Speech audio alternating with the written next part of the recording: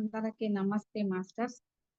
ధ్యానాన్ని మనందరికి అందించిన విశ్వగురువు బ్రహ్మర్షి పితామహ పత్రిజీ గురువు గారికి నా యొక్క ఆత్మ ప్రణామాలు. నాకు ధ్యానాన్ని అందించిన గురువు రాఘవేంద్ర సార్కి ఆత్మ ప్రణామాలు. కళల ద్వారా ఆత్మ జ్ఞానాన్ని అందించిన వంశీకీర్తన గురువు గారికి ఆత్మ ప్రణామాలు. నాకు కళల ద్వారా జ్ఞానాన్ని అందించిన ప్రశాంత మేడం గారికి, మానసా మేడం గారికి నా యొక్క ఆత్మ ప్రణామాలు. వింటున్న మీ అందరికీ హృదయపూర్వకంగా కృతజ్ఞతలు తెలుపుకుంటూ ఈరోజు మనం సాయిబాబయ్య అందించినటువంటి ఏకాదశ సూత్రాల్లోని 5, 6 సూత్రాల గురించి తెలుసుకుందాం ఫ్రెండ్స్. బాబయ్య ఏం చెప్పాడంటే 5వ సూత్రం, సమాధి నుంచే సర్వకార్యాలు నిర్వర్తించబడును. 6వది వచ్చి, సమాధి నుంచే నా మానస శరీరము మాట్లాడుతుంది. ఫస్ట్ 5వ సూత్రం గురించి తెలుసుకుందాం. సమాధి నుంచే సర్వకార్యాలు నిర్వర్తించబడును అంటే మనం ఏదైనా కార్యం నిర్వర్తించాలంటే సమాధి నుంచే చేయాలి. అది తొందరగా నెరవేరుతుంది. శరీరంతో గాని దేహంతో గాని చేసామంటే ఏ కార్యం కూడా నిర్వర్తించబడదు. అంటే మనము అక్కడ ఇప్పుడు మామూలుగా ఎవరన్నా ఎనలేదని మాటలతో చెప్తే ఎవరు ఎనరు. అదే మనము సమాధి అంటే ధ్యాన స్థితి, ఆలోచన లేని స్థితి. ఆ స్థితిలో గాని మనం ఎవరికైనా ఏదైనా చెప్తే వింటారు. ఇది మనం ఇప్పుడు తెలుసుకోవాల్సింది. సమాధి నుంచే కార్యాలు నిర్వర్తించడం అంటే ఏమిటి? దీని గురించి తెలుసుకుంది సాయిబాబయ్య చక్కగా వివరించున్నాడు. దాని సారు మనకు అద్భుతమైన జ్ఞాన కోణంలో తెలియజేస్తున్నాడు. ఎలా అంటే ఒకరోజు నిరోజీ పాటిల్ అనే ఒక సాయి భక్తుడు వచ్చి, బాబా నా భార్య ఆరోగ్యం ఇబ్బందిగా ఉంది, ఆమెని కాపాడు, ప్రమాదంలో ఉంది అని చెప్పాడు. సరే బాబా, సరే నేను చూసుకుంటాను, నువ్వు ఇంటికి వెళ్ళని చెప్పాడు. చెప్పే బాబా మందిరానికి వచ్చాడు. మసీదుకి వచ్చి అప్పుడు మహల్సపతితో చెప్పాడు, మహల్సపతి ఈరోజు నేను ధ్యాన స్థితిలో కూర్చుంటాను, నన్ను ఎవరు ఇబ్బంది పెట్టకుండా అంటే ఎవరు లేవదీయకుండా నువ్వు మెట్ల మీద కూర్చొని కాపలా కాయి అని చెప్పాడు. అంటే ఇక్కడ మహల్సపతికి బాబాకి ఒక కనెక్షన్ ఉంది. ఏంటంటే ప్రతిరోజు బాబాకి మహల్సపతి పడకంతా సర్దితే బాబా పడుకుంటాడు. పడుకొని మహల్సపతి చెయ్య బాబా గుండె మీద పెడతాడు. గుండె మీద పెట్టినప్పుడు గుండెలో నుంచి ఒక హరినామ స్మరణ వినబడుతూ ఉంటదంట. వినబడదు, ఆ యొక్క వైబ్రేషను ఆ చేతికి వస్తూ ఉంటది. అది ఫీల్ అవుతారు మహల్సపతి. అది ఎప్పుడైతే ఆ హరినామ స్మరణ అనేది ఆ యొక్క వైబ్రేషన్ ఆగిపోతుందో అప్పుడు నాకు ఎరుకుపరచని బాబా చెప్తాడంట. అది అలా ప్రతిరోజు నైట్ అలా ఆ విధంగా చేస్తూ ఉంటాడు మహల్సపతికి, బాబాజీకి ఈ విధంగా ప్రతిరోజు నైట్ జరుగుతాదన్నమాట. చూడండి ఎంత అద్భుతం. అంటే ఇప్పుడు మనకు ఒక గుడి దగ్గరకు పోతే ఎంత ఆ గుడి కాడికి వచ్చే మనసు శాంతిగా ఎలా ఉంటదో వైబ్రేషన్ మనకు తెలుస్తది కదా. అలాంటి వైబ్రేషన్ వినపడదు. అలాంటి వైబ్రేషన్ ఆయనకి తెలవడం వల్ల బాబాని లేవదీస్తాడంటే ఆయనది ఎంత అద్భుతంగా ఉన్నది ఆయన యొక్క స్థితి. అట్లాగే మనం ఎప్పుడైతే గుడికి దూరం అవుతామో అప్పుడు మనకు కూడా అలాగే ఉంటదన్నమాట. అలా ఉంది అక్కడ గుడికి ఆయనకి ఎంత దగ్గర సంబంధం ఉండాదో చూడండి. అట్లా మహల్సపతికి బాబాజీకి అంత దగ్గర సంబంధం ఉంది. సరే ఆ రోజు నైట్ ఏం చేశాడంటే బాబా మహల్సపతికి, నేను ధ్యాన స్థితిలో కూర్చుంటాను కాబట్టి ఎవరు ఇబ్బంది చేయకుండా మెట్ల మీద కూర్చొని కాపలా కాస్తూ ఉండమని చెప్పాడు కదా. అలాగే అని చెప్పేసి మహల్సపతి అలా కూర్చున్నాడు. బాబా అలా కూర్చుంటానే ధ్యానంలో ఎప్పుడు బాబా ధ్యానంలోనే ఉంటాడు కాబట్టి కూర్చుంటానే బాబా సమాధి స్థితిలోకి వెళ్ళిపోయాడు. సరే మహల్సపతి బాబాకి అడ్డంగా గుడ్డ ఉంటది కదా, డేరా లాగేసి మెట్ల మీద కూర్చున్నాడు. కూర్చొని బాబా ధ్యానంలో నుంచి కూర్చోవడమే ఆయన యొక్క సూక్ష్మ శరీరం విడుదలయ్యి నిరోజీ పాటిల్ ఇంటి ముందర చుట్టూరు యొక్క అష్టదిగ్బంధన చేసి నిలబడుకొని ఉన్నాడు. ఎవరంటే మృతి దేవత వస్తుంది కదా, ఆమెని కాపాడాలని. బాబా ఆమెను ఎందుకు కాపాడుతున్నాడు అంటే ఆమె ఏ జన్మలో ఏం చేసుకున్నదో ఆ కుటుంబం వాళ్ళు అందుకే కాపాడుతున్నారు. అంతేగాని అందరినీ ఎవరిని కాపాడరు. ఎవరైతే వాళ్ళకి అత్యంత ప్రియమిత్రులుగా ఉంటారో వాళ్ళు ఏదో పుణ్యం చేస్తేనే కాపాడుతారు, ప్రియమిత్రులని కాదు. ఇంకో మనం ఎన్నో సార్లు బాబా స్టోరీలు ఇన్నుండం. ఒక ఆమె బిడ్డను కూడా నిప్పల్లో పడిపోతే బాబా ఇక్కడి నుంచే ఆమె పట్టుకొని బాబాకి చేతులు గూడా కాలుతాయి. మళ్ళీ ఇంకొక ఆమె అదే పరిస్థితిలో ఇంకొకరు ఉంటే గూడా బాబా కాపాడడు. ఎందుకంటే ఎప్పుడు మనము ప్రతి జీవంతో ప్రేమగా ఉన్నప్పుడు, ప్రేమగా చూసినప్పుడు, ప్రతి ఒక్క జీవిని బాధని మనం తెలుసుకున్నప్పుడు, ఆకలి గాని, తన స్థితిని గాని తెలుసుకున్నప్పుడు అలాంటి వాళ్ళని బాబా కాపాడతాడు. ఎందుకంటే అవన్నీ మనం తెలుసుకోనుం. అలాగే ఈమెను గూడా కాపాడడానికి బాబా పొయ్యాడు. కాపలా కాస్తున్నాడు. మృత్యుదేవత ఆమెని నుంచి కాపాడడానికి. అప్పుడు ఏం జరిగిందంటే ఇక్కడ నీరు ఈయన మహల్సాపతి కూర్చొనున్నాడు మెట్ల మీద. అప్పుడు ఆ ఊరికి పక్క గ్రామం నుంచి నేవ అనే గ్రామం నుంచి ఒక పోలీస్ అధికారి వస్తాడు. వచ్చి బాబా అంటే చాలా ఇష్టమంట. ఆయనకి బాబా భక్తుడంట. అందుకని వాళ్ళ ఆయన కాడ కానిస్టేబుల్ ఉంటాడు గదా! ఆయన్ని పంపించాడు. "బాబా నిద్రపోతున్నాడా? మెలకువతో ఉన్నాడా చూసేసిరా. నిద్రపోతున్నా వచ్చి మెలకువతో ఉంటే చెప్పు. ఎందుకంటే ఆయన తెల్లారుజామునే లేసి 4, 5 గంటలకి వేరే ఊరికి ఎళ్ళిపోవాలి ట్రైన్ ఎక్కి. ఇంక బాబాని తెల్లారుజామున బోయి కలవలేడు గదా! అందుకని ఆ యొక్క అధికారి ఏం జేశాడు, తన కాడుండే కానిస్టేబుల్‌ని బాబా యొక్క మసీదుకి పంపించాడు. ఆయనకైతే బాబా గురించి తెలుసు. బాబా భక్తుడు. కానీ ఈయనకి తెలీదు గదా! బాబా గురించి అసలేం తెలీదు. ఏదో ఫకీర్‌లే అనుకోని పోయాడు. పోతే అక్కడ మహల్సాపతి మెట్ల మీద కూర్చొని కాపలా కాస్తున్నాడు. అప్పుడు బోయి ఆయన్ని తట్టి "లే బాబా ఉన్నాడటనే మెలకువతో ఉన్నాడా? నిద్రపోతున్నా చెప్పు. మా అధికారి నన్ను పంపించాడు" అనంటే, లేదు బాబా పొద్దున దాకా లేవది లేవదీయొద్దని జెప్పాడు. ఏమన్నా ఉంటే పొద్దున మాట్లాడుకొని ఇప్పుడు రావద్దు ఎళ్ళండి అని అంటాడు. ఏంది ఆయన కోసం నేనేందొచ్చేది? అంటే ఆయన గురించి తెలీదు గదా! ఏదో ఫకీరని ఆయన కోసం నేనెందుకుండాలి ఇంతసేపు? మా అధికారి అంత దూరం నుంచొస్తే ఆయన వెయిట్ చేయాలా? ముందు ఆయన లేవదీయి అని జెప్పేసి ఈయన్ని దబాయించి ఎట్టంటే అటు మాట్లాడతాడు. సరే ఇంకేం జేయాలి? ఆయన తాటుకి తట్టుకోలేడు. పెద్దగా అరుస్తున్నాడు. అయ్యో! బాబాయ్ ఎక్కడ లేసేస్తాడు ఈయన భయపడుతున్నాడు. ఆయన ఇంకేం చేయలేనా ఈయనేం చేయలేడు గదా! మహల్సాపతి. సరే ఈయనకి విభూదన్నా ఇద్దాం అని జెప్పేసి లోపలికెళ్ళాడు. ఎళ్ళినప్పుడు ఈయనేం చేస్తాడు ఎనకాలే వచ్చేసి లేపోతే ఇంకనా వచ్చేసి ఆయనది కూడా కర్రుంటది గదా! తట్టుకుంటా అరుస్తూ ఉంటాడు. అప్పుడేం చేస్తాడు బాబాకి మెలకువొచ్చేసి అక్కడుండే చైతన్యం శరీరంలోకొచ్చేస్తది. ఎప్పుడైతే మనము మన చైతన్యం బయటుంటది. ఇప్పుడు మనం గూడా అంతే గదా! నిద్రపోతా ఉంటాము. ఎక్కడో తిరుగుతా ఉంటాం కలలో. అప్పుడేం చేస్తది మనల్ని ఇక్కడ లేవదీస్తేనే మన చైతన్యం వచ్చేస్తది కదా! అట్లాగే బాబాకి గూడా. అంటే ఎవరికైనా అంతే. బాబాకైనా మనం గూడా అలాగే ఎన్నో సార్లు చూస్తుంటాం. దానికి నేను ఒక నా అనుభవం గూడా కొంచెం చెప్తాను మీకు. ఎలా అంటే ఒకసారి నేను ధ్యానంలో కూర్చొనున్నాను. ధ్యానంలో కూర్చొనుంటే నేను ఎక్కడికో ఎళ్లి చెట్ల మీద ఆకులు కోసుకుంటున్నా. అక్కడ అందరూ ధ్యానం వోళ్ళుండారు. వంటలు వండుకుంటున్నారు. నేను చెట్ల మీద ఆకులు కోసుకుంటా ఉంటే ఇక్కడ మా పెద్దబ్బాయి వచ్చి నన్ను తడతా ఉన్నాడు. ఇట్టా తడతా ఉంటే శరీరం ఊగుతుంది. నాకప్పుడుండే తెలిసిపోయింది. అప్పుడు గబ వచ్చేసిన. వచ్చేసి నేను చూస్తున్నా అలా తడతా ఉంటే ఊగుతా ఉంది. ఇది చాలా సార్లు చెప్పాను. ఎందుకంటే బాబా అనుభవం వచ్చింది కాబట్టి నాకు చెప్పాలనిపించింది. తడతా నేను పక్కన జరి చూస్తా ఉండా. అబ్బాయి తడుతున్నాడు. మా బాబు నేను ఊగుతూ ఉన్నది శరీరం. నేను అనుభవించా. తర్వాత ఆ అబ్బాయి ఎళ్ళిపోయిన తర్వాత శరీరంలోకొచ్చి లేసానన్నమాట. చూడండి మనం ఎక్కడున్న నిద్రపోతే గూడా అంతే గదా! మనం నిద్రపోతా ఉంటాము. కలొస్తా ఉంటది. ఎక్కడో ఉంటాం. మనల్ని ఎవరన్నా తట్టి లేవదీసినప్పుడు ఏం చేస్తాం గబాల్మని మనం వచ్చి పడిపోతాం. అట్లా మనకు గూడా అలాగే ఉంటదన్నమాట.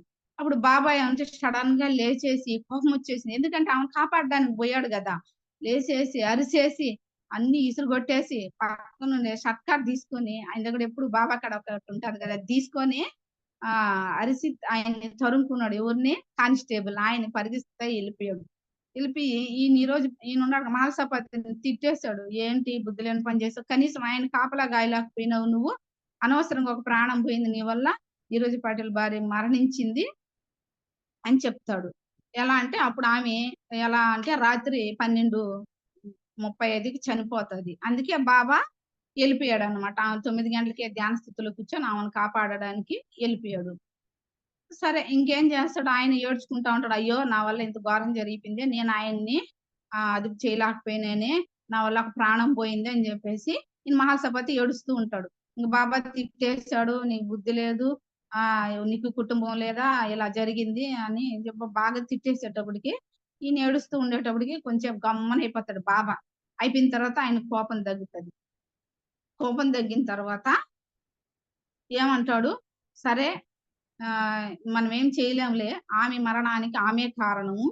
ఎలా అంటే ఇప్పుడు ఆ పోలీసోడు గాదు, ఆ కానిస్టేబుల్ గాదు, నేను గాదు, నువ్వు గాదు. ఎందుకంటే ఆమె మరణానికి ఆమె కారణం. ఆమె సమాధి అంటే ఆమె బాబా ఉన్నాడు నన్ను కాపాడతాడు. నన్ను అనుకోనున్నా బాబా ఆమెని కాపాడుండుంటాడు. ఆమె ఏమనుకోలా. ఆమె కూడా చనిపోవడానికి సిద్ధంగా ఉంది కాబట్టే బాబా కాపాడడానికి పోయినా గూడా ఆమె ఆ చైతన్యాన్ని గుర్తుపట్టలేక ఆమె మరణమే తీసుకున్నది గాబట్టి ఆమె చనిపోయింది. అడ అర్థం జేసుకోవాలి మనం. అలా బాబా ఆయనకి నచ్చజెప్పాడు. ఆమె మరణానికి ఆమె కారణం. మనం ఎవరం కాదు. సరే మనం కాపాడడానికి పోయిన ఆమెను తీసుకునే స్థితిలో లేదు కాబట్టి ఇంకెందుకులే గమ్మునైపో బాధపడబాకని మహల్సాపాతికి చెప్పాడు. అక్కడ ఏం జరిగిందంటే బాబా ఈ సూక్ష్మ శరీరము ఆయన చుట్టూరు తిరుగుతూ ఉన్నాది గదా! అష్టదిగ్బంధనం చేసుకొని ఉన్నాడు బాబా అక్కడ. అప్పుడు 2 గంటల ముందుగానే మృత్యు దేవత అక్కడికొచ్చింది. వచ్చి చూసింది. ఓహో! బాబా ఇక్కడున్నాడు. నన్ను ఈమెను తీసుకొని పోనివ్వడింకా అని చెప్పేసి అక్కడి నుంచి మృత్యు దేవత ఏం చేసిందంటే ఈ కానిస్టేబుల్ శరీరంలో ప్రవేశించి అక్కడొచ్చి ఆ రాదాంతం అంతా చేసిందన్నమాట. ఎప్పుడైతే ఆ రాదాంతం చేసిందో ఆడ బాబా అక్కడి నుంచి సో, చైతన్యము బాబా శరీరంలోకొచ్చింది. ఇలా జరగడం వల్ల చూడండి మృత్యుదేవత మనల్ని పోవడానికి ఎన్ని చేస్తుందో. అది భలే ఉంది. ఎందుకంటే నాకు భలే కొత్తగా ఉంది గాబట్టి, నాకెప్పుడు నేను సాయి చరిత్ర చదవలేదు. అందుకని ఎంత అద్భుతంగా ఉంది. భగవంతుడు మనల్ని కాపాడడానికొచ్చినా గూడా, మనం తీసుకోలేదనుకో మనకు మరణమే జరుగుతది. దీంట్లో నే నేను ఎందుకంటే ఆమె సమాధి స్థితిలో లేదు కాబట్టే, ఆమె అక్కడ తీసుకోలేకపోయింది. అదే ఆమె సమాధి స్థితిలో ఉంటే ఎందుకంటే బాబా మీద భక్తితో ఉన్నా, బాబా నన్ను కాపాడతాడు అని అనుకోనున్నా ఆమె అక్కడ బ్రతికేదన్నమాట. సరే ఇప్పుడు దానికి నాకు గూడా ఇలాంటిదే జరిగింది. నేను అప్పుడు ధ్యానం చేస్తూ ఉన్నాను. ధ్యానం చేస్తూ ఉంటే అప్పుడు ఒక వాయిస్ వచ్చింది. ఎందుకంటే నాకే ఎందుకు అర్థమైందంటే, నేను మనసులో కొన్ని ప్రశ్నలు వేసుకుంటే, ఆ ధ్యానంలో నాకు ఆన్సర్‌లొచ్చాయి. అది ఇక్కడికి రాకముందు జరిగింది. ఈ సారోళ్ళ క్లాస్‌లో జాయిన్ అవ్వక ముందు జరిగిందది. అప్పుడు ఆన్సర్‌లొచ్చేటప్పటికి అప్పుడు ఒక వాయిస్ అక్కడి నుంచే మాస్టర్‌లు గైడెన్స్ ఇస్తుంటారు గదా! గైడెన్స్‌లోనే "నీకు సమయం అయిపోయింది. తొందరగా అన్నీ చక్కబెట్టుకో" అననొచ్చింది. అయ్యో! నాయనా చక్కబెట్టుకో అంటున్నారు. నేనేం చేసేది ఇంతవరకు పిల్లలకి పెళ్ళిళ్ళు గాలేదు. ఏమి చేయలేదు. వాళ్ళకి ఎవరు సహాయం చేసేవాళ్ళుగా లేరు. నేను చనిపోతే ఏంది పరిస్థితి? లేదు బాబా లేదు స్వామి నేను చనిపోను. నేను బ్రతకాలి. నా కుటుంబానికి నేను తప్పితే ఆధారం ఎవ్వరు లేరు. నాకు సహాయం చేయండి. నేను బ్రతకాలి అని నన్నడిగా. సరే ఓకే. మళ్ళీ గమనైపోయి మళ్ళీ గైడెన్స్‌లోకెళ్ళిపోయారు. గైడెన్స్ అయిపోయిన తర్వాత మళ్ళీ లాస్ట్‌లో మెసేజ్ ఇచ్చారు. ఓకే. నీకు వచ్చింది. నువ్వెప్పుడు గావాలంటే అప్పుడు పోవచ్చు. నీకు మంచి అద్భుతంగా నీకు మంచి పేరొస్తది. నీకు బాగుంటది. అందరూ సహకరిస్తారు. కుటుంబ సభ్యులు గూడా నువ్వు అనుకున్నదంతా చేస్తావని లాస్ట్‌లో మెసేజ్ ఇచ్చారు. ఇలా నాకు గూడా జరిగిందని. ఎందుకంటే నేను భగవంతుడి కాళ్ళు పట్టేసుకున్నా. ఆయనున్నాడు నన్ను కాపాడుతాడు. అంతకుముందు ఏం చేసేదాన్ని? నేను చనిపోవాలి, నేను చనిపోవాలి, నేను బతకూడదు. నా వల్ల గాదు. నేను ఈ బాధలు పడలేను. అనేది ఎప్పుడు బాధపడేదాన్ని. అందుకే నాకు అలా అది అయిపోయింది టైము అని చెప్పారు. నేనెప్పుడైతే కోరుకున్నానో భగవంతుడిని గట్టిగా మళ్ళీ తిరిగి ఆయన నాకు ఇచ్చారు. ఆ తర్వాతే నాకు ఫోనొచ్చింది. తర్వాతే నేను ఈ గ్రూప్‌లో జాయిన్ అయ్యాను. అప్పటినుంచి నేనన్నీ నా కర్మలు చూసుకుంటూ, నేను ఆ కర్మలను చూసుకుంటూ వాటిని కర్మ విపాకం చేసుకుంటూ, నా ఆరోగ్య సమస్యలు గాని అన్నిటిని నేను ఒక్కొక్క సమస్య నుంచి బయటొస్తున్నా. ఇలాగ మనం ఎప్పుడైతే భగవంతుడి కాలు పట్టుకుంటామో, ఆయన ఉన్నాడు అని ఆయన్నే శరణాగతి అయిపోయినామనుకో, అన్నీ మనకు ఏదైనా జరుగుతదన్నమాట. అలా ఉంటది. ఆమె సరే ఇంకా అయిపోయింది. ఇంకా అది అయిపోయిన తర్వాత అదే హ్మ్. బాబా ఏమంటున్నాడంటే, మనం ఎప్పుడు సమాధి స్థితిలోనే ఉండాలి. సమాధి స్థితిలోనంటే సర్వకార్యాలు జరగవచ్చు. అంతే గదా! ఎప్పుడైతే మనం ధ్యానంలో కూర్చున్నప్పుడు ఏమొస్తాయి? ఆలోచనలొస్తాయి. ఆలోచనలు తగ్గుతూ పోతూ ఉంటాయి ధ్యానం చేయంగా. తర్వాత ఇయన్నీ గుర్తొస్తాయి మన కుటుంబ సమస్యలైతే, పిల్లల గురించి అన్నీ గుర్తొస్తాయి. అవన్నీ తగ్గుతూ పోతాయి. తల వాలిపోతాయి. అలాగే ఇవి అయిపోయిన తర్వాత శూన్య స్థితిలోకెళ్ళిపోతాం. ఎళ్ళిపోయిన తర్వాత మనకు అన్నీ తెలుస్తాయి. అది చాలా మంది అనుభవాలు గూడా చెప్తుంటారు. ఎందుకంటే వాళ్ళు సమాధి స్థితిలోకి ఎళ్ళిపోయినారు కాబట్టి. ధ్యానం చేస్తూ ఎప్పుడైతే మనం సమాధి స్థితిలోకెళ్ళిపోతామో, అప్పుడు మనకు ఏం గావాలో ఆ బాబా మనకు చూపిస్తాడు. మనతో మాట్లాడతాడనమాట. సమాధి స్థితి అంటే ధ్యానమే ఇంకేం లేదు. సమాధి స్థితిలోనే ఉంటే మనము సర్వ కార్యాలు చేయొచ్చు. రక్షణ పొందవచ్చు. బాబాతో గూడా మాట్లాడవచ్చు. బాబా అదే చెప్పేది. సర్వ కార్యాలను సమాధి స్థితిలోనే చేయవచ్చంటే, బాబాతో గూడా రక్షించొచ్చు, మాట్లాడొచ్చు. ఆయన్ని ఏం కావాలన్నా మనకు అడగొచ్చన్నమాట. ఎలా అంటే, మనం చేసే పద్ధతే ధ్యానం చేస్తూ, ఎప్పుడైతే మనం శూన్య స్థితిలో సార్ వాళ్ళు చెప్తా ఉంటారు. ఎప్పుడు ఆలోచనలు ఆలోచనలు కట్ చేయండి. ఆలోచనలు కట్ చేస్తూ ధ్యానం చేయండి. శ్వాస మీద ధ్యాస పెట్టండి అని చెప్తూ ఉంటారు గదా! అలా చేయంగా మనం శూన్య స్థితిలోకెళ్ళిపోయినప్పుడు, మనం ఏం గావాలన్నా అక్కడ కోరుకుంటే జరుగుతాయన్నమాట. ఏదైనా బ్రతకాలన్నా, మనం ఇంకెన్ని రోజులు ఉండాలన్నా, ఏదైనా మనకు దొరుకుతుందన్నమాట. అట్లా బాబా ఏదైనా గూడా సమాధి స్థితిలోనే ఉంటే మనకు దొరుకుతుంది. ఏదైనా జరుగుతుంది. లేదు ఇంకా ఎవరన్నా మనల్ని బాధ పెడుతున్నారు, ఇబ్బంది పెడుతున్నారు. వాళ్ళతో ఎలా ఉండాలి?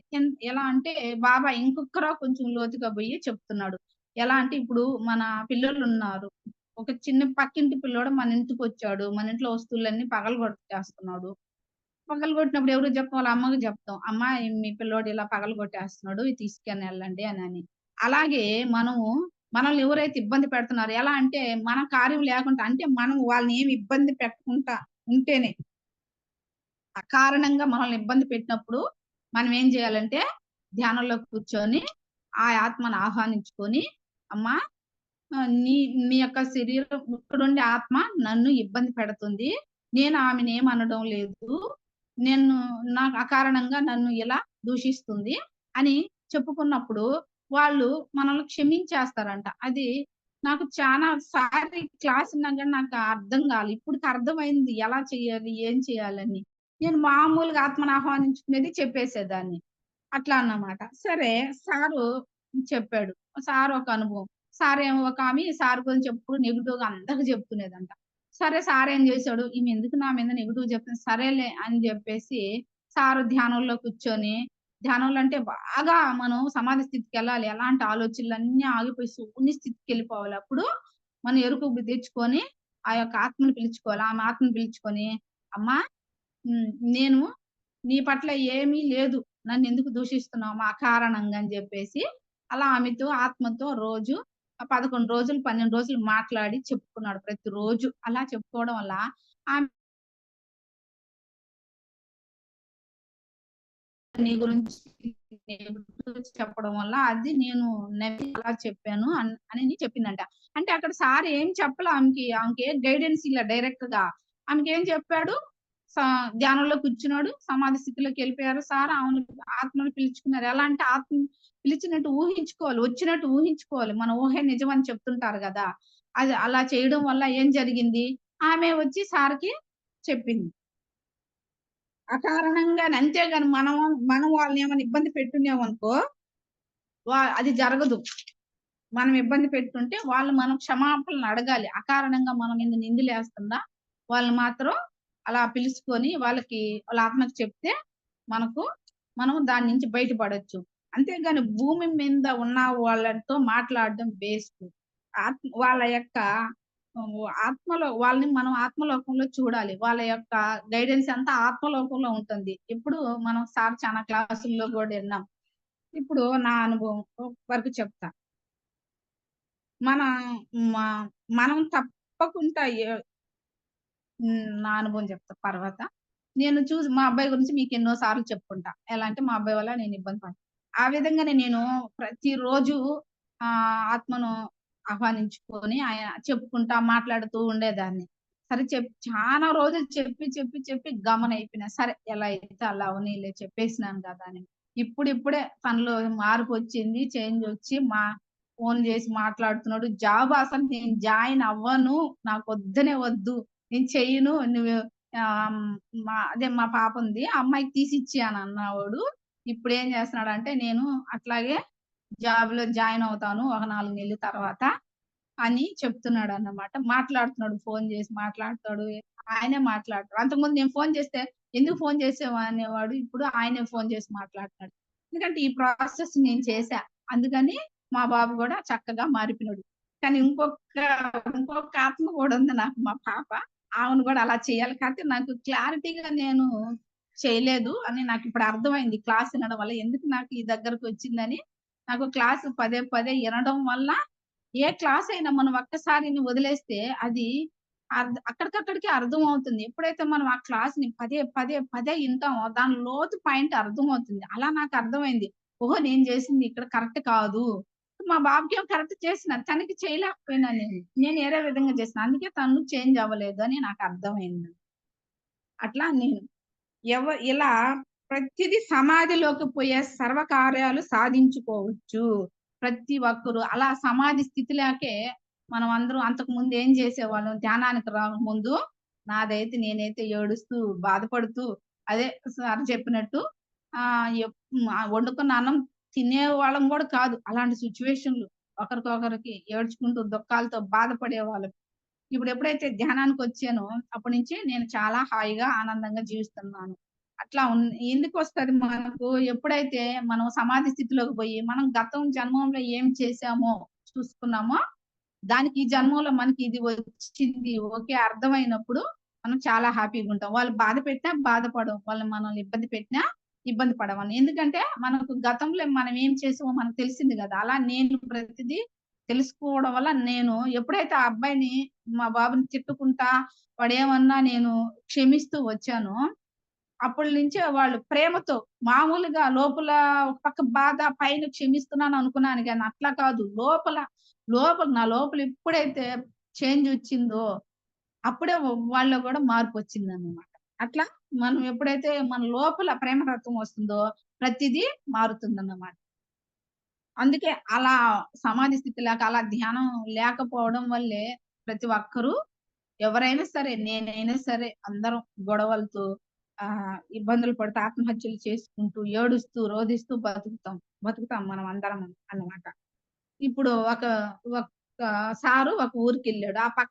పక్కన ఒక ఊర్లోనంట ఒక భార్యాభర్తలు గొడవేసుకున్నారు. ఆయన తాగేసి రావడం వల్ల ఆయన్ని "ఎందుకిలా చేస్తావంటే" "నేను ఇలాగే ఉంటాననడం." తర్వాత వాళ్ళిద్దరు గొడవలతో "ముందు మేమిద్దరం చచ్చిపోతాం నేను నా కొడుకంటే." చస్తే సావండని ఎళ్ళిపోయాడాయన. ఎళ్ళిపోవడంతో ఆమేం చేసింది ఆడుకుంటా ఉన్నాడు ఆ బిడ్డ ఆ రోజే ఆదివారం గదా! ఆమె పిలిసింది గబగబా అరిసింది. వచ్చాడు "ఏమమ్మా" అన్నాడు. వెంటనే ఆమె కిరసనాయలు పోసేసింది. ఇంక ఆమె పెట్టేసుకున్నది. ఇంకేంది ఇంక కాలిపోయినారు ఇద్దరు. ఒక్క మాట ఎమోషనల్. అదే ఆమె ఆలోచించుంటే ఒక్క సెకండు అయ్యో! ఈ బిడ్డకి ఈ నిప్పు రవ్వ తగిలితే ఎంత బాధ కాలుతది. అదే మన చెయ్యి మనం ఎన్నో సార్లు వంట చేసేటప్పుడు చేతులు కాలుతాయి, కాళ్ళు కాలుతాయి. ఒక్క సెకండ్ ఆమె ఆలోచించుంటే చేయగలదా? చేయలేదు. ఎందుకంటే ఆ యొక్క జ్ఞానం అక్కర్లేదు. అదే జ్ఞానం ఉండుంటే చేయదు. జ్ఞానం లేదుగా. ఒక్కరవ ఆలోచించినా ఇది చేస్తున్నామే, ఆ బిడ్డకి కాలుతాదేమో, నిప్పు పుడతాదేమో అని ఒక్క సెకండ్ ఆలోచించున్నా గూడా ఆమె చేయదన్నమాట. ఇంకా ఆ బిడ్డ 80% కాలిపోయినోడు. ఈమె 20% కాలింది. హాస్పిటల్‌కి తీసుకొచ్చి ఈమె బతికింది. ఆ బిడ్డ అరిసి, అరిసి బాధలకి చాలా ఇంటా ఉంటే చాలా ఇబ్బందిగా ఉండింది. సరే ఆ బిడ్డ చనిపోయాడు. ఆ తల్లి ఏం చేసింది ఇప్పుడు తల తల కొట్టుకుంది. వస్తాడా ఇంక బిడ్డ? రాడు.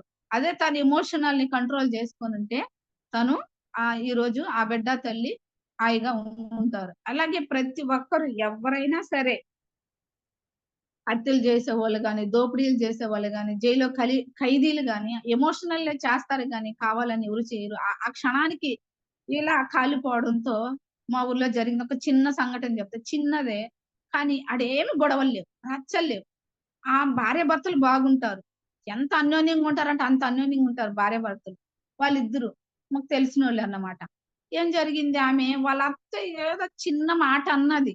వాళ్ళ అత్త చిన్న మాట అన్నది బెదిరిద్దాం అని జెప్పేసి ఆమె రూమ్‌లోకి పోయి మూల కూర్చొని కిరసనాయలెత్తి ఊరికట్ట పోసుకొని ఆమెను బెదిరిద్దాం అని పోయింది. ఏం చేసింది? అగ్గిపుల్ల గీసి పెట్టేసుకున్నది. ఇంకేం చేస్తది లోపల ఒక్క చుక్క కిరసనాయలు పోసుకొని బెదిరించాలని అగ్గిపుల్ల గీసి పెట్టి మొత్తం కాలుకుంటా బయటొచ్చేసింది. ఏం గొడవలు లేవు, రచ్చలు లేవు. చూడండి ఎమోషనల్ బ్యాలెన్స్ చేయలేక చదువుకోనుంది. ఏం చేసుకున్నాడు ఒక్క చిన్నది ఆమెతో భర్త బ్రహ్మాండంగా ఉన్నాడు. బ్రహ్మాండంగా చూసుకుంటాడు. ఒక్కరవ ఆలోచించుంటే ఆ రోజు ఆమె పరిస్థితి అలా ఉండదు. కాలిపోయి హాస్పిటల్ ఎత్తుకోబోయారు. ఇంక కేస్ అవుతది గదా! సరే నా భర్త మంచోడు. నన్ను బ్రహ్మాండంగా చూసుకుంటాడు. నేనే ఊరికే మాట కోసం నాకు నేనే చేసుకున్నాను. ఎవరితో సంబంధం లేదని చెప్పడంతో తను బయటపడ్డాడన్నమాట. ఇట్లా చిన్న విషయాలకి ఎమోషనల్ అయ్యి ఇలా అయిపోతుంటారన్నమాట. మనుషులు అంటే ఒక విషయం నేనైతే చాలా సార్లు దాని దగ్గరకి పోయేది వచ్చేసింది. నాకు బాధొచ్చినప్పుడు అమ్మో! వద్దు కాలిపోతే చనిపోతే ఓకే. చనిపోకపోతే ఆ బాధ ఎలా ఉంటది? ఎందుకంటే చెయ్యి కాలినప్పుడు చూస్తున్నాం గదా! ఆలోచించా. బతికితే ఎంత బాధది. ఒక్క చెయ్యి కాలితే ఎంత మంట పుడతది. అదే శరీరం కాలిపోయిన తర్వాత మనం చనిపోతే చనిపోకపోతే ఎంత అలాగే మా ఊర్లో అలాగే జరిగింది ఇంకొకామె. ఆమె గూడా అలాగే కృష్ణాలు పోసేసుకున్నది. భర్త పెద్ద గొడవలు లేవు. అయి చిన్న చిన్నవే. అసలయి తట్టుకోను గూడా తట్టుకోవచ్చు. ఆమె కూడా అలాగే పోసేసుకొని కాల్చేసుకున్నది. ఉయ్యాల్లో బిడ్డుంది. ఇయాల 8 నెలలు, 9 నెలల ఆడపిల్లుంది. మగ పిల్లోడున్నాడు. భర్త పర్వాలే మరి అంతేం ఇబ్బంది పెట్టేవాడు కాడు. ఆమెకేముందో అర్థం కాల. ఉన్నాయి అయి పర్సనల్ అవి పెద్దవి గూడా కాదవి. ఆమె కాల్చేసుకున్నది. అందరూ వచ్చి ఆర్పేశారు. ఆడ సరే చూస్తే ఆమె ముక్కాలు భాగం కాలిపోయిందంట ఆరిపోయేటప్పటికి. ఇంట్లోనే ఉంది గదా! ఇంట్లోనే కాల్చుకొని ఇంట్లోనే గుజ్జునేసింది. ఆమె అలాగే ఉండడం వల్ల కాలిపోయిందామె. ఆ యొక్క సెగకి ఉయ్యాల బిడ్డ గూడా ఉయ్యాల గూడా కాలి ఆమె యొక్క రెక్క గూడా కాలిపోయింది బిడ్డకి. అందరూ పోయి చూసేటప్పటికి. సరే ఆమె తీరా బయటకి తీసుకొచ్చి డాక్టర్‌ని పిలుచుకొస్తే, "ఈమె బతకదు. ముక్కాలు భాగం కాలిపోయిందని" చెప్పాడు. ఎప్పుడు ప్రాణం పోతదో తెలీదన్నారు. అబ్బా! ఆమె బాధ చూడాలి. ఇంక మొత్తం శరీరం కాలిపోయింది గదా! మొత్తం సాపలో చుట్టేసారామె. ఇంక బతకదు. ఎప్పుడు పోతదో తెలీదు. వాళ్ళ ఇంటి ముందర వదిలేస్తే ఆమె ఈ వారి నుంచి ఆ వరకు దొర్లింది అరుస్తూ. దాహం నీళ్ళు ఇవ్వలేరు గదా! ఇంక కాలిపోయిన మనిషికి అట్లా ఆమె పడ్డాది ఉదయం నుంచి సాయంత్రం వరకు. అది నరకం గాదు. అసలు ఎవరికీ అలాంటిది రాగూడదని అనిపించింది. నేను చెప్పేవాళ్ళు ఇన్నా అంతే. నాకు అట్లా వచ్చినప్పుడు నేనైతే దాని దగ్గర పోయేదాన్ని వచ్చేసేదాన్ని. నేనైతే చేయలేదమ్మా ఎంత గ్రేట్ అనిపించింది. అట్లా ఎవ్వరు పట్టినా వాళ్ళ ఎమోషనల్ బ్యాలెన్స్ చేయలేకే ఇలా జరుగుతది అంతే గాని, ఎప్పుడైతే మనము ధ్యానం చేసి సమాధి స్థితిలోకి వస్తాం. ఇప్పుడు ఎన్ని ప్రాబ్లమ్స్ వచ్చినా హ్యాపీగా తీసుకోవడం, హ్యాపీగా ఉన్నామన్నమాట. అట్లా ఎవరైనా ఇలాగే చేస్తారు. వాళ్ళు ఎమోషనల్ కంట్రోల్ చేయలేకే చేస్తారు గానీ, ఎవరు గూడా కావాలని చేయలేరన్నమాట. దాని పేరే సమాధి స్థితి. సమాధి స్థితిలోనే సర్వ కార్యాలు చెయ్యొచ్చు. మనం సమాధి స్థితిలో నుంచి బయటకు వచ్చాక ఏం జరుగుతుంది? ఇప్పుడు ధ్యానం చేసాం. బాగా హాయిగా ఉంది. కూర్చొనున్నాం. అంతా సునిస్థితిలోకెళ్ళిపోయినాం. వస్తాను ఏం చేస్తారు? మన ఇంట్లో ఉంటారు. మనకి ఇబ్బంది పెట్టే భర్త, కొడుకు, కోడలు, పిల్లలు అందరూ ఉంటారు. వాళ్ళందరి నుంచి మనమే ఏం తీసుకోవాలి? ఓహో! వీళ్ళింతే. వీళ్ళు తెలియక చేస్తున్నారు. తెలిస్తే చెయ్యరు గదా! ఎందుకని? మనకు తెలుసు వాళ్ళెందుకు జేస్తున్నారు. ఎందుకంటే గతంలో మనమేదిస్తే అదే వస్తది అంటారు గదా! అలా మనము ప్రతి నిత్యము ఎరుకుతో జీవించాలన్నమాట. మనం ఎప్పుడైతే సమాధి స్థితిలో నిశ్చలంగా ఉంటామో, అప్పుడే మనం హ్యాపీగా, ఆనందంగా ఉంటాం. లేదంటే మనం గూడా ఇబ్బందులు ఏడుస్తూ ఇబ్బందులు పడుతూ ఉంటామన్నమాట. సరే ఇప్పుడు ఒక స్టోరీ లాగా సార్ చెప్పాడు. ఎందుకంటే ఎప్పుడు మనం కర్మచక్రంలో ఇలా ఇరుక్కుంటాం అనడానికి. ఒక ఆఫీస్ ఉన్నాడు, ఒక బాస్ ఉన్నాడు. ఆ బాసు ఒక ఆఫీస్‌కి పోతాం. బాస్ ఉంటాడు. ఆ బాసు తిడతాడనుకో. ఆ తిట్టడం వచ్చి భార్య మీద చూపిస్తారు. భార్య కూతురు మీద, కొడుకు మీద చూపిస్తది. ఆ కోపాన్ని ఆ కొడుకు కూతురు మీద చూపిస్తాడు. ఆ కూతురు కుక్క మీద చూపిస్తది. కుక్క వీధిలో వాళ్ళ మీద చూపిస్తది. ఇది ఎందుకంటే అది అందరం వినుండం. కాకపోతే ఆ కుక్క మళ్ళీ ఈదులో వాళ్ళకి కరవస్తది. ఆ కరవడం ఆ భర్త బోయి భార్య మీది. ఎలా అంటే మనం ఇలా కర్మ చక్రంలో ఒకదాని వెనక తిరుక్కుంటూ ఉంటాం. మనకు తెలియనప్పుడు. అలాగే గదా! మనం ఇన్ని జన్మలు తీసుకొని, ఇన్ని ఇబ్బందులు ఎదుర్కొంటూ, ఇన్ని బాధలు ఎదుర్కొంటూ మనం వస్తున్నామాట. ఇలాగా మనం సమాధి స్థితిలో లేకపోయినప్పుడు ఇలాగా మనం ఇబ్బందులు ఎదుర్కొంటూ ఉంటామన్నమాట. ఇప్పుడు అలాగే ఇంకొక ఎగ్జాంపుల్ మహాభారతంలో శ్రీకృష్ణ భగవానుడు గురించి అర్జునుడి గురించి తెలుసుకుందాం. ఎలా అంటే మనకు తెలుసు గదా! మహాభారతం జరిగేటప్పుడు శ్రీకృష్ణ భగవానుడు అర్జునుడికి ఏం చెప్తాడు? అలా బోయి చూద్దాం కృష్ణ అంటే అలా తిరగడం వల్ల అదే యుద్ధ రంగంలో అలా తిరగడం వల్ల ఏం చేస్తాడాయన? అయ్యో! బంధువుల్ని, తాతని, గురువులని అందరిని చూసి ఆయన నేను యుద్ధం చేయలేను కృష్ణ.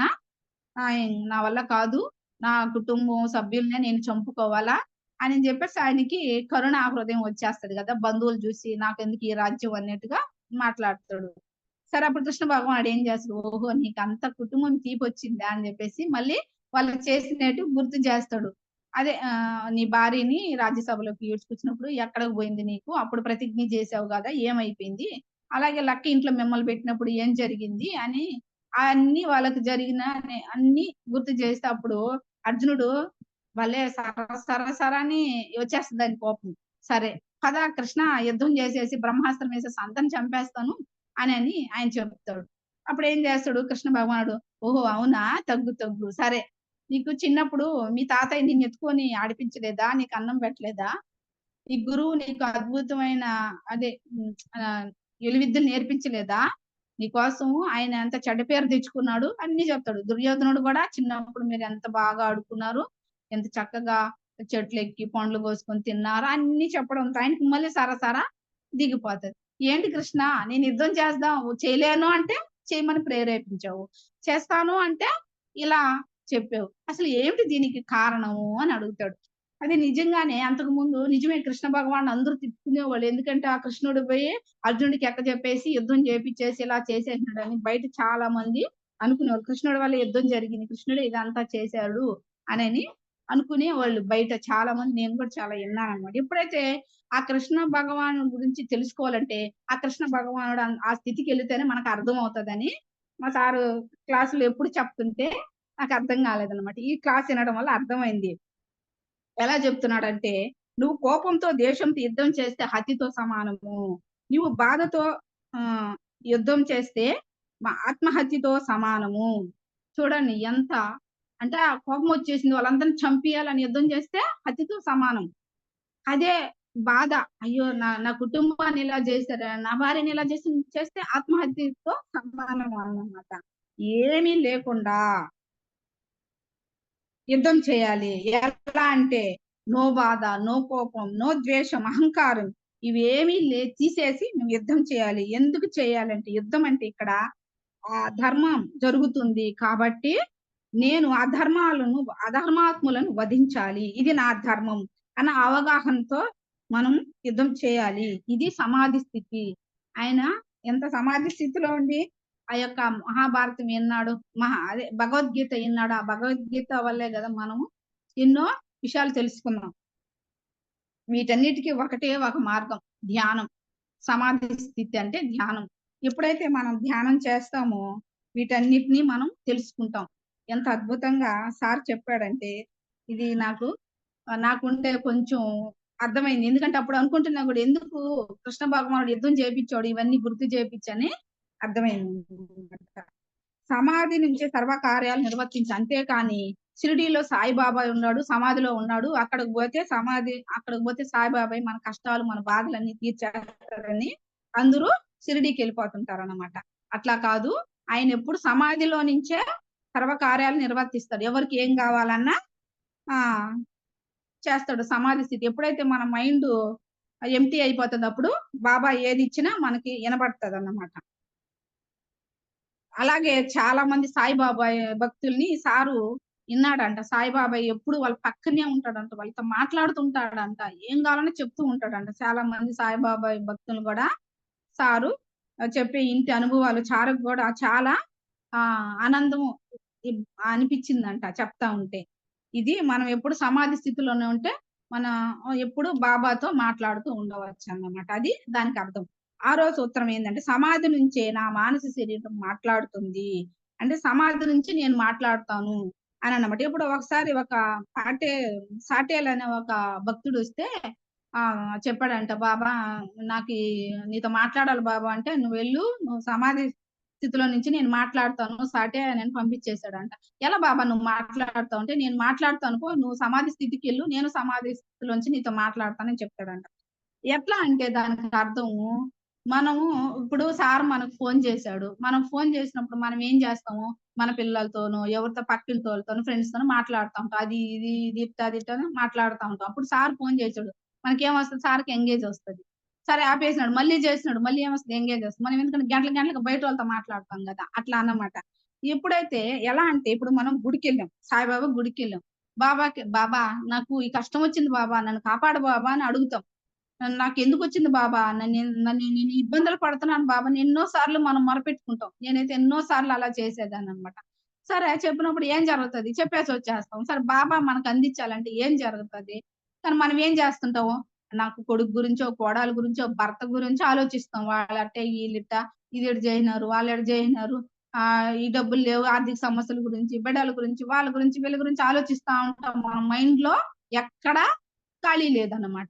ఎలా అయితే సార్ మనకు కాల్ చేసినప్పుడు ఎంగేజ్ ఒస్తదో, అలాగే బాబా మనకు చెప్పడానికొచ్చినప్పుడు మనకినబడదు. ఎందుకంటే మన మైండ్‌లో అంతా మన కుటుంబ సభ్యులు, మన పిల్లలు, మన ఆర్థిక సమస్యలు, మన బాధలు, మన కష్టాలు, మన ఏడుపులు, దుఃఖాలే ఉంటాయి గాబట్టి, బాబా ఏం జెప్పినా మనకినబడదు. ఎప్పుడైతే మన మైండ్ శూన్యం అవుతదో, మన మనసు శూన్యం అవుతదో, అప్పుడే బాబా ఏం జెప్పినా మనకు ఇనబడతది, అర్థమవుతది. అందుకే మనకు ధ్యానం, ధ్యానంలో చెప్పడం వల్ల గదా మనం ఎన్నో ఇప్పుడు హ్యాపీగున్నాం. ధ్యానం చేస్తా ఉంటే మనకు ఎన్నో అనుభవాలొస్తుంటాయి. ఎంతోమంది అనుభవాలు చెప్తుంటారు. ఆటన్నిటిను ఇనడం వల్ల, మన ధ్యానంలో చేయడం వల్ల మనం ఇప్పుడు ఎందుకు ఆనందం వస్తదంటే, అందుకు మనం ఎప్పుడైతే సమాధి స్థితిలోకెళ్ళిపోతామో, మనసు లేకుండా శూన్య స్థితిలోకెళ్ళిపోతాం. మనకన్నీ బాబా నుంచి చెప్తాడు. నాకైతే బాబా చానా చెప్పాడు. నేను రోజు రాత్రిలో కనబడిన అదే 36 సార్లు చెప్పిన ప్రాసెస్ చేసినప్పుడు నేనెలా ఉండాలి? నేనెలా మాట్లాడాలి? అమ్మ ఎలా చెప్తదో అలా అన్నీ చెప్పారు నాకైతే బాబా. పిల్లల గురించి నేను బయట ఎలా మాట్లాడాలి? పిల్లల విషయం గురించి లోపల వాళ్ళతో నేనెలా మాట్లాడాలి? అవి గూడా నాకు చెప్పారన్నమాట. చాలా నేను అవన్నీ మార్చుకున్నా. నాకు తెలీదు ఎలా మాట్లాడాలో గూడా అన్నీ నాకు నేర్పిచ్చారు బాబా అయితే. నేను ఆ రోజుటికి అడిగేదాన్ని.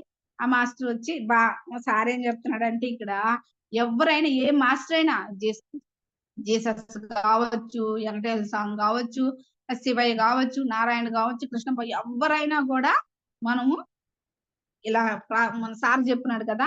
ప్రాసెస్ చేస్తే వచ్చి మనకు ఏది గావాలన్నా వాళ్ళు అందిస్తారనమాట. అలాగా ఇప్పుడు సరే మన గుడికి పోయి కోరుకొనొచ్చాము గదా! ఇంటికొచ్చాము. బాబా మన ఇంటికొచ్చాడు. ఫోను జేశాడనుకోండి బాబా, "అమ్మ నువ్వు ఈ కోరిక కోరావు. నీకు ఈ ఈ సమస్య దీనివల్ల తీరతాదని" జెప్పి ఫోను జేస్తే మనం నమ్ముతామా? బాబా ఏంది నాకు ఫోను జేసేది. ఎవడురా నువ్వు దొంగ దొంగ బాబా కంటే ఫోను పెట్టు అంటాం. సరే అది గూడా అలా నమ్మం. సరే మళ్ళీ బాబాయ్ ఇంటికొచ్చాడు. వచ్చి మనతో మాట్లాడతాడు. "అమ్మా నువ్వు గుడికొచ్చి ఇలా కోరుకున్నావు గదా! నీకీ సమస్య పోతదమ్మా" అని జెప్పేసి బాబా వచ్చి మనకు చెప్పడానికొచ్చాడు. అదే విధంగా బట్టలేసుకొని అలాగే మనం నమ్ముతావా? ఎవడురా దొంగ బాబా ఇంటికొచ్చాడు, ఏం జేసేస్తాడో ఇప్పుడైతే మరీ ఎక్కువ ఎవరిని ఇంటికి రానీయద్దు, ఫోన్‌లో మాట్లాడొద్దు, అందరూ ఇలా అంటున్నారు. ఇప్పుడైతే మనం అస్సలు నమ్మమన్నమాట. అట్లా ఆయన్ని బాగా యాక్ట్ చేస్తున్నారని జెప్పేసి తిట్టి పంపిస్తాం. అందుకని మనము ఎప్పుడు బాబాని ఎలా కలవాలి? సమాధి స్థితిలోనే. ఈ 2 కళ్ళకి, ఈ చెవులకి ఇనబడదు బాబా చెప్పే మాటలు. ఏం చెప్పినా, ఆ ఫోన్‌లో చెప్పినా ఇనబడదు, దగ్గరకొచ్చి చెప్పినా ఇనబడదు. ఎందుకంటే మనం తీసుకోం. ఎందుకంటే దేవుడంటే మనం గుళ్ళోనే చూస్తాం, శిలలోనే చూస్తాం. అలా అన్నమాట. ముందరకొచ్చి మాట్లాడితే ఎవ్వరు భగవంతుడిని కనుక్కోలేరు. అందుకే ఆయన సమాధి స్థలంలోనే, మన ధ్యానంలోనే మనం చూడగలుస్తున్నాం, మాట్లాడగలుస్తున్నాం. సరే. ఇట్లా సమాధి నుంచి ఆయన శరీరం మాట్లాడతది. అని బాబా ఖచ్చితంగా పదే పదే చెప్తున్నాడు. ఎప్పుడు మాట్లాడుతుంది? మన బుర్ర ఖాళీ చేసుకున్నప్పుడు, మనం ఎంప్టీ మైండ్‌తో ఉన్నప్పుడు బాబా ఏం చెప్పినా మనకు అర్థమవుతది, ఇనపడతదన్నమాట. ఎప్పుడు ధ్యానం చేసినప్పుడు, ఎప్పుడైతే మనం ధ్యానంలో కూర్చుంటామో మనకు చెప్తూ ఉంటాం. ఎప్పుడైతే మన ఆలోచనలన్నీ ఆగిపోతాయో, మనం ఎప్పుడు శ్వాసను గమనిస్తూ ఉంటామో, అన్నీ వస్తుంటాయి గదా! మన యొక్క ఆర్థిక సమస్యలైతే బాధలన్నీ వచ్చి ఆగిపోయి ఒకసారికి సునిస్థితిలోకెళ్ళిపోయినప్పుడు మనకు బాబా చెప్పే ప్రతి మాట ఇనబడుతుందనమాట.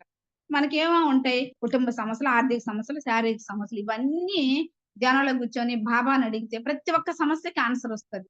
నేను గూడా చాలా సమస్యలకి ఆన్సర్ తీసుకోకుండా ప్రతిదీ నేను కలల ద్వారానే తెలుసుకున్నా. సరే.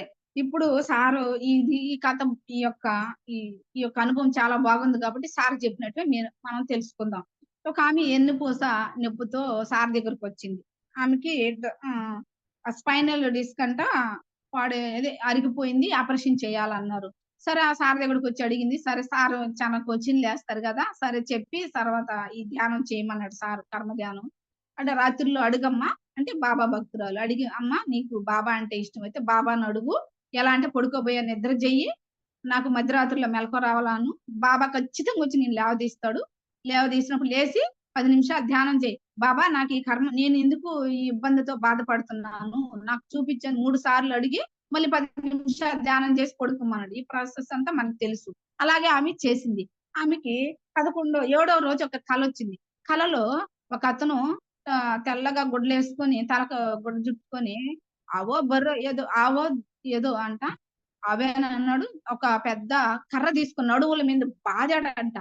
బాధతోనే ఆ ఆవుకి నడుము మీదుండే ఎముక ఇరిగిపోయి పైకొచ్చేసి కిందకి జారిపోయి ఆర్తనాలు జేస్తూ ఈడ్చుకుంటూ ఎళ్ళిపోయిందంట. అది ఆమెకొచ్చిన కల. అప్పుడు ఆమె మెలకువొచ్చి సార్‌కి జెప్తే, అప్పుడు సారు ఇంకా అర్థమైపోయింది గదా! కల మొత్తం.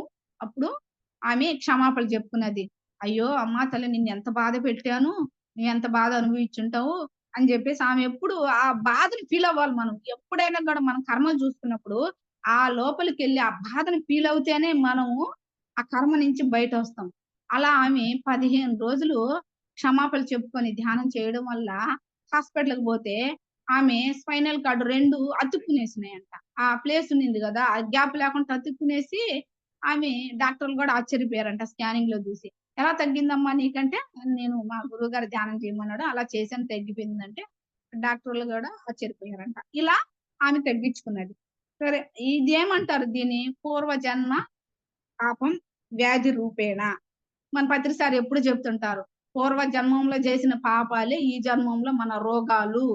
మనం చేసే గత జన్మంలో మనం ఏది చేస్తాం, ఈ జన్మంలో మనకదొస్తది. పుణ్యం చేస్తే పుణ్యమొస్తది. పాపం చేస్తే పాపమొస్తది. అంతే గదా!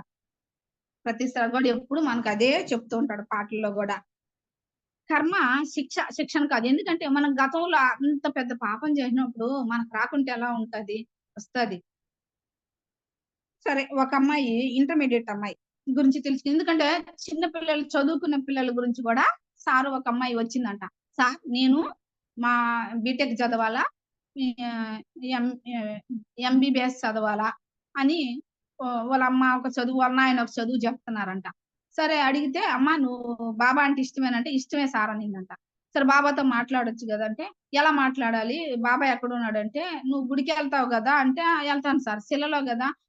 సెలవులో ఉన్నప్పుడు అక్కడే కదమ్మా ఉంటాడు. ఆయన మాట్లాడితే అప్పుడు మన ప్రాసెస్ చెప్పాడు సారు. అలాగే ఆ పాప చేసింది రాత్రుల్లో లేచి బాబాని అడిగింది. బాబా నాకు నేనేం చదవాలో చూపించండి బాబా. మా అమ్మ అయితేనే ఎంబీబీఎస్ బీటెక్ అంటున్నారు. నేనేది చెయ్యాలి? నాకు చూపించండి బాబా అని అడిగింది ఆ పాప. అడిగినప్పుడు ఆ పాపకి చక్కగా ఇవన్నీ పక్కన పెట్టేసి ఫార్మసీ చెయ్యి అని బాబా చెప్పాడంట. ఎప్పుడైతే ఆ అమ్మాయి ఫార్మసీ చేసిందో ఆ అమ్మాయి జీవితం చాలా హ్యాపీగుంది. అంటే ఇక్కడ ఎందుకంటే చిన్న పిల్లలైనా ఎవ్వరికైనా బాబా అడిగితే ఏది కావాలన్నా చెప్తాడు. కలలు మాట్లాడుతాడు. ఎప్పుడు సమాధి స్థితికెళ్ళినప్పుడు ధ్యానం చేసి మనం ఎప్పుడైతే సమాధి స్థితికెళ్తామో, శూన్య స్థితికెళ్తామో, ఆలోచన లేని రహిత స్థితికెళ్తామో అప్పుడు బాబా మనతో మాట్లాడతాడు. అన్నీ మనకు తెలుస్తాయన్నమాట. అట్లా. సరే. ఇంకొక ఆమె, ఇంకొక ఆమె గురించి ఉదాహరణ తెలుసుకుందాం. ఎలా అంటే ఆమె ఒక కుటుంబం ఇది గూడా చాలా తెలుసుకోవాల్సిన విషయం అందరూ. ఎలా అంటే ఒక కుటుంబం ఉంటే ఆమెని ఇద్దరు బాధపడుతున్నారు. ఎలా అంటే భర్త తాగేసి ఇచ్చి కొడతాడు. వాతలు వాతలుగా ఉందంట ఒళ్ళు. మళ్ళీ సిగరెట్‌లతో కాలుస్తాడంట. అంత భయంకరం నరకం కూడా అత్త గూడా ఇంట్లో కుటుంబ సభ్యులందరూ సరే ఆమె తల్లిదండ్రుల కాడికొచ్చింది. సరే సార్ గురించి తెలిసి సార్ దగ్గరికి తీసుకెళ్లారు. ఎందుకమ్మా ఇది నీకు జరిగింది? ఇలా జరుగుతుంది సార్ ఇలా చేస్తున్నారంటే, ఎందుకు జరిగిందంటే ఇంక మళ్ళీ సార్‌కొచ్చిళ్ళన్నీ చేసాడు. లాస్ట్‌కి ఆమె నా కర్మ సార్ ఇందుకే ఇలా జరిగింది అన్నది. సరే ఆ కర్మను చూసుకోమ్మా అని అన్నాడు. సరే మళ్ళీ ఇదే ప్రాసెస్ ఆమెకి గూడా చెప్పాడు. ఆమె గూడా అలాగే చేసింది. చేసినప్పుడు ఆమెకి ఒక 11 రోజులకి ఆమెకి ఒక కల వచ్చింది. ఆ కలలో ఒక కుటుంబం ఉంది. అక్కడ ఒక పెళ్లి జరుగుతుంది. ఆ పెళ్లిలో ఒక తలపాగా జుట్టుకొని ఒక పెద్దాయన, ఆయన కొడుకు ఉన్నాడు. పెళ్ళికొడుకు తండ్రి. ఆ తర్వాత ఆ పక్కన తర్వాత పెళ్లి కూతురు అమ్మ కనబడ్డారు. అప్పుడేం జరిగిందక్కడ, ఈ యొక్క పెద్దాయన ఏం చేసాడు కొడుకుని కట్నం అదే డబ్బులు తక్కువిచ్చున్నారు. పెళ్లి జరగనీయకుండా కొడుకుని లాక్కొని ఎళ్ళిపోయాడు. ఆ కాలంలో అలాగే గదా జరిగేది. కట్నాలు లేకుండా అలా ఎంతమందో చనిపోయారు. అప్పుడు పెళ్ళిళ్ళు ఎన్నో ఆగిపోయిండు. ఆ విధంగా పీటల మీదకొచ్చి కట్నాలు ఇక చాలా మంది అలాగే ఇబ్బందులు కూడా ఆడపిల్లకాయలు చనిపోయినారు. కుటుంబ సభ్యులు గూడా ఆ కాలంలో చనిపోయినాయి. నేను గూడా చాలా ఇనుండా అప్పట్లో నేను చిన్న పిల్లప్పుడు. ఇప్పుడైతే అలా లేవు. అందరూ చక్కగా పెళ్లిళ్లు చేసుకుంటున్నారు. కానీ ఒకరికొకరు పడకిడిపోతున్నారు ఇప్పుడైతే. అప్పుడు అలా గాదు. కట్నాలు తక్కువైతే పెళ్ళిళ్ళు పీటల మీద గూడా ఆగిపోయేటివన్నమాట. అలా ఆమె కల్లో చూసింది. ఆ కలలో ఆయన తీసుకొనెళ్ళిపోతున్నాడు గదా! తర్వాత నెక్స్ట్ బిట్టు ఆ పెళ్లి కూతురు, ఆ పెళ్లి కూతురమ్మ ఏడుస్తూ ఉండారు. ఏడ్చి ఆ యొక్క బాధను తట్టుకోలేక ఆ పెళ్లి కూతురమ్మ ఊరేసుకొని చనిపోయింది. అది ఆమెకొచ్చిన కల. సరే సార్‌కి చెప్పింది. ఇలా వచ్చింది సార్ అంటే, ఇంక ఆమెకు అర్థం కాదు. మనకు గూడా అర్థం కాదు సార్ చెప్పే వరకు. సరేనమ్మా ఆ పెళ్లి కొడుకు తండ్రి ఎవరు? చూడు బాగా అంటే, సార్ ఒక్కరావు గుర్తొస్తుంది. ఆయన నేను లాగున్నాను సార్. అది నువ్వేనమ్మా! అలా చేసింది నువ్వే. ఇప్పుడు వచ్చి ఆ కుటుంబ సభ్యులే నీకు వచ్చి ఇలా చేస్తున్నారు అనని సార్ చెప్పాడు. అప్పుడు ఆమె, అయ్యో! నేను ఇంత పని చేశానా? అని ఆ కుటుంబ సభ్యులని ఆహ్వానించుకొని, ఆ కుటుంబ సభ్యులకు క్షమాపణలు చెప్పుకున్నది. అయ్యో! ఈ కుటుంబాన్ని నేనింత పని జేశానా? నా కుటుంబం అలా జేస్తే నేనెంత బాధపడతానని, ఆ యొక్క బాధనంతా ఆమె ఫీల్ అవ్వడం వల్ల, ఎప్పుడైతే ఆమె ఫీల్ అయిందో, అప్పుడు వాళ్ళు మెల్లిగా ఆమెని క్షమించేసి, ఆ కుటుంబం బాగా అయిపోయిందంట. ఇప్పుడు చూడండి ఎంత అద్భుతంగా ఉందో మనకు ఏది జరిగినా ఒక కొడుకు ఇబ్బంది పెట్టినా, ఒక కూతురు ఇబ్బంది పెట్టినా, ఒక భర్త ఇబ్బంది పెట్టినా, ఇవన్నీ మనము చేసినట్టు వచ్చినాయి. ఒక జబ్బొచ్చినా ప్రతిది గతంలో మనం చేసిందే ఇప్పుడొచ్చింది. ఇవన్నిటిని మనము బయటపడడానికి బాబా ఎంత అద్భుతమైనటివి ఇచ్చాడో చూడండి. సమాధిలో నుంచే సర్వకార్యాలు జరపబడిను. సమాధిలో నుంచే నా మానస శరీరం మాట్లాడుతుంది. చూడండి కర్మలు చూపిచ్చాడు. ఎలా ఉండాలో చూపిచ్చాడు. ఏం చదవాలో చూపిస్తున్నాడు. ఎంత చక్కగా ఉంది బాబా అని అడిగితే, నేనైతే దీంట్లో నుంచి చాలా నేర్చుకున్నాను. నేను ఈ యొక్క ఈ ధ్యానం వల్ల నేను నా కర్మలు చూసుకోవడం వల్లే నేను ప్రశాంతంగున్నాను. నాకన్నీ ఉన్నాయి. లేవని గాదు. నేను ఉన్నా గూడా నేను ప్రశాంతంగున్నా. ఎందుకంటే నేను గతంలో చూసుకున్నాను. నేను ఒక కళ గురించి చెప్తాను. ఇది చాలా ఎందుకంటే నా జీవితంలో ఉంది. ప్రతి ఒక్కరి జీవితంలో ఉంటది. ఎందుకంటే నాకెందుకిలా జరిగింది? నేనెందుకు ఈ బాధను అనుభవిస్తున్నాను అనుకుంటాం. ప్రతిది ఏ చిన్న విషయం జరిగినా మనకు ఒక గోటి మీద ఒక దెబ్బ తగిలిన కారణం ఉంటది. ఉండకుంటే అయితే ఉండదు. మన శరీరం మీద ఒక దెబ్బ తగిలినా, ఒకడొచ్చి మనల్ని అమానుషంగా తిట్టినా, ఒకడొచ్చి మనల్ని ఇబ్బంది పెట్టినా ఎవ్వరైనా మన కుటుంబ సభ్యులే గావచ్చు, మన భర్త, పిల్లలు ఎవ్వడైనా సరే దానికి కారణం మనమేనని క్లారిటీగా అర్థం తెలుసుకున్నా. ఎలా అంటే నా జీవితం ఏందంటే బలవంతం సంసారం, బలవంతం పెళ్లి. ఇది నా పరిస్థితి. ఫస్ట్ నుంచి గూడా ఇదే నా పరిస్థితి. సరే ఓకే. నాకు ఆన్సర్ దొరకలే. సరే కొన్ని కలలే తెలుసుకున్నాను. వాటిలో మొన్న వచ్చింది ఈ మధ్య కల. అది తెలుసుకున్నాక నాకు క్లారిటీ వచ్చేసింది. ఏంటంటే నాకొచ్చిన కలలో ఒక నేను అడగల. నేను ధ్యానం చేసుకొని అంటే అప్పుడు బాగా నేను 36 శ్వాసలు లెక్కబెట్టి ఈ 4 సంవత్సరాలు చేసేసినాను. ఇప్పుడు నాకు నిండా అవసరమైనప్పుడు లెక్క పెట్టుకుంటాను. లేదన్నప్పుడు నేను ధ్యానం చేసుకొని పడుకుంటే చాలు. నేను చక్కగా ధ్యానం చేశానంటే 2 పూట్ల నేను పడుకున్నానంటే చక్కగా నాకు ఏ కల కావాలంటే ఆ కలలు మాస్టర్స్ ఇచ్చేస్తారు. నాకు ఏ కర్మ కావాలంటే ఆ కర్మ వాళ్ళే చూపించేస్తారు నేను అడగకపోయినా. నేను ఎప్పుడైతే అడుగుతానో, ఎప్పుడైతే ఎక్కువ బాధ ఉంటదో దానికి అడుగుతా చక్కగా చూపిస్తారన్నమాట. మామూలుగా ధ్యానం చేసుకొని పడుకుంటుంటే నాకొచ్చిన కల. నేను అడగల. వచ్చిన కల్లో నేను ఒకతను ఒక అక్కడ నేనుండా. ఒకతనొచ్చాడు. పెళ్లి జరుగుతుంది. అక్కడ పెళ్లిలోని ఆహ్వానించేటప్పుడు ఆడ ఒక అమ్మాయి అక్కడ నేనుండా ఆహ్వానిస్తూ.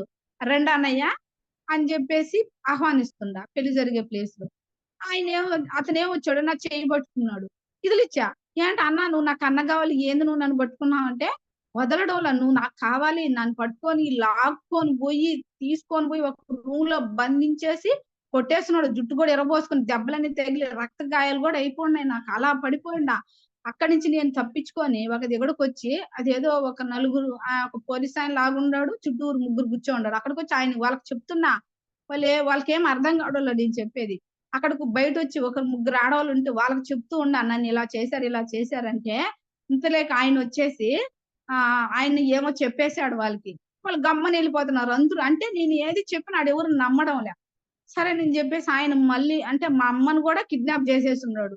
అలా నన్ను నా కోరిక తీర్చమంటున్నాడు. ఎంత భయపడ్డానంటే కల్లో నేనెలా అనుభవించానంటే అంత భయంకరంగా అనిపించిన అరుస్తున్నా, ఏడుస్తున్నా, సహాయం ఎవరో నా మాట ఇనడోల అతను ఏది చెప్తే అలా నమ్ముతున్నారు. అలా వచ్చిందబ్బా నా కల. టెన్షన్ పడుతూ, భయపడుతూ, వణుకుతూ లేసా పైకి నేను. నేనెప్పుడైతే వణుకుతానో నాకు క్లారిటీ వచ్చేసింది. మొత్తం అర్థమైపోయింది. ఎందుకంటే సేమ్ టు సేమ్ నా జీవితంలో ఇలాగే జరిగింది. అంటే గత జన్మంలో నేను అలా బిహేవ్ చేసేదాన్ని. ఒక మగ వ్యక్తిగా ఉన్నప్పుడు ఎవరికిష్టం లేకపోయినా ఇలాగే గాదు ఇలాంటివి చానా కలలు చూపిచ్చారన్నమాట నాకు. నాకర్థమైంది. నాకెందుకు ఇలాంటి జీవితం ఉన్నదానికి ఫస్ట్ నుంచి నాకెందుకు ఇలాంటి జీవితం ఉన్నదానికి నేనెప్పుడు అడగలేదు. అప్పుడు అడిగాను. కొన్ని కలలే ఇచ్చారు. కానీ, ఈ కల తట్టుకునే శక్తి నాకప్పుడు లేదని చూపించలేదేమో. ఇప్పుడు నేనేం భలే ధ్యానం చేసుకొని పడుకుంటే నాకు నా జీవితంలో ఏం జరిగిందో మొత్తం ఒక్క పిన్ను నాకు చిన్న దెబ్బ తగిలిన కలను గూడా మొత్తం చూపించేస్తున్నారు. ఆటన్నిటిని చూసుకోవడం వల్ల నాకైతే ఇప్పటికి చిన్న బాధ గూడా రావడం లేదు ఇప్పుడు. ఓహో! నేను గతంలో ఇచ్చాను. అప్పుడు నేను ప్రతిదీ నిద్ర లేసి క్షమాపణలు చెప్పుకుంటానే ఉంటా. పడుకున్నా, లేచినా ఎప్పుడు ఆ ఆత్మలందరికి క్షమాపణలు చెప్పుకుంటానే ఉంటా. మా బాబు ఆత్మ కానించి, మా ఆయన ఆత్మ కానించి, నేను జేసిన కలలో నేనేమేమి చేసినానో అవన్నీ క్షమాపణలు చెప్పుకోవడం వల్ల నాకు ఈ చెయ్యి నొప్పి ఉండింది గదా! అంతకుముందు పని చేస్తే నొప్పొచ్చేది. ఇప్పుడు పని ఎక్కువ చేసినా గూడా పెద్దగా నొప్పి లేదు. బాగా తగ్గిపోతా ఉంది. నేను గూడా చూస్తున్నా. ఎందుకంటే పని ఎక్కువ చేసినప్పుడు నాకు నొప్పొచ్చేదప్పుడు. ఇప్పుడు లేదు. తగ్గిపోతా ఉందన్నమాట. అట్లా నేను ఏది చేశానో, నాకు ఏ నిప్పు తగిలినిందో, నేను ఏ దెబ్బ తిన్నానో, నేను ఎక్కడ నేను ఏ ఇబ్బందులు ఎదుర్కొన్నానో ప్రతి దానికి మాస్టర్ చూపించటం వల్ల నాకింకా ఇప్పుడు బాధే అసలు రావడంలా. హ్యాపీనెస్ ఒస్తుంది. ఎందుకంటే నేను తెలుసుకున్నాను గదా! వీళ్ళు నన్ను ఇబ్బంది పెట్టారు. నేను చేసిందే గదా! నేనెలా బాధపడతాననేసి అనిపిస్తుంది ప్రతి ఒక్కరు మనల్ని ఇబ్బంది పెట్టేవాళ్ళు మాత్రం ఎవ్వరు నాకిలా ఉందని అనుకోబాకండి. దానికి కారణం తెలుసుకోండి. మీకు ఏ దేవుడు ఇష్టమైతే ఆ దేవుడిని కోరుకోండి. అడగండి. సార్ చెప్పిన ప్రాసెస్ పట్టుకోండి. ఆ దేవుడిని అడగండి. చూపిస్తారు. దాని నుంచి మనం బయట రావచ్చు. దానికి నేను చాలా, చాలా తీసుకున్నాను నేను. చాలా చూసుకున్నాను. చాలా కర్మలు చూసుకున్నాను. వాటన్నిటికి పాకం చేసుకుంటానే ఉంటాను. ప్రతిరోజు సార్ గూడా అదే అన్నాడు. ఎప్పుడు చేసుకుంటానే ఉండాలి. వదిలేయగూడదు. 2 రోజులు చేసాం గదా! అని వదిలేయగూడదు. కళ్ళు మూసుకుంటే నేను అదే చేస్తాను. నేను ఎన్ని కర్మలు చూసుకున్నానో నా జీవితంలో ఏమేమి జరిగాయి అన్నిటికి నేను క్షమాపణలు చెప్పుకొనే లేస్తాననమాట. చెప్పుకోవడం వల్ల నా శరీరం గూడా నాకు సహకరిస్తుంది. నా ఆరోగ్యం గూడా చాలా బాగుంది. నాకు హ్యాపీనెస్‌గా ఉంది. ఎందుకంటే బాధ రావడం లేదు. దుఃఖం రావడం లేదు. అప్పుడైతే ప్రతి దానికి ఏడ్చేదాన్ని. ఎక్కడో ఇప్పుడు ఏడుపొచ్చేస్తది. అప్పుడప్పుడు కొన్నిటికొస్తుంటది. కానీ మళ్ళీ అవేర్‌నెస్‌లోకొస్తుంటాను. ఓహో! నేను గతంలో చేసిందే గదా! మళ్ళీ నేను బాధపడితే ఎలా అనేసి మళ్ళీ నాకు నేను సర్ది చెప్పుకొని బయటొస్తాను. అందుకనే మనం ఎప్పుడైతే సమాధి స్థితిలో ఉంటాడో, సమాధి స్థితిలో ఉంటామో అప్పుడు భగవంతుడు, బాబా అయినా, ఏ దేవుడైనా మనకిచ్చేది మనకు తెలిసినప్పుడు మనం బాధపడకుండా హ్యాపీగా, ఆనందంగా జీవిస్తాం. దానికే బాబా అందరూ సమాధి స్థితిలో ఉండండి. మైండ్‌ని ఎంప్టీ చేయండి. ప్రతిదీ మీకు అందుతాదని చక్కగా వివరించారు. దాన్ని మనం తెలియక ఏం చేసాము, బాబాయ్ షిరిడీలో ఉండారని అక్కడికి పోయి ఆయన్ని దర్శించుకొని, బాబా సమాధిని దర్శించుకొని, మనం హ్యాపీగా ఉంటామని అనుకుంటాం. ఇలాగే ప్రతి ఒక్కరూ ఆనందంగా, ఆరోగ్యంగా జీవించాలని బాబా వాక్యాలు పట్టుకొని ఉండాలని, ప్రతి ఒక్కరు సమాధి స్థితిలో, ధ్యాన స్థితిలో ఉండి, వాళ్ళ సమస్యలన్నీ పరిష్కరించుకోవాలని కోరుకుంటూ, ఇంత అద్భుతమైన అవకాశం ఇచ్చినటువంటి ప్రశాంత మేడంకి, మానస మేడంకి నిజంగా వాళ్ళిద్దరి వల్లే నేనింత హ్యాపీగా ఉండగలుస్తున్నాను, మాట్లాడగలుస్తున్నాను గూడా. సార్ అందించిన జ్ఞానం, మా గురువు అందించినంటే ధ్యానం. వీటన్నిటి వల్ల నేను హ్యాపీగా, ఆనందంగా ఉన్నాను. ఇన్నందుకు మీ అందరికీ థాంక్ యూ. మేడం వాళ్ళకందరికీ హృదయపూర్వకంగా కృతజ్ఞతలు తెలుపుకుంటున్నాను masters. Thank you. Thank you. Thank you.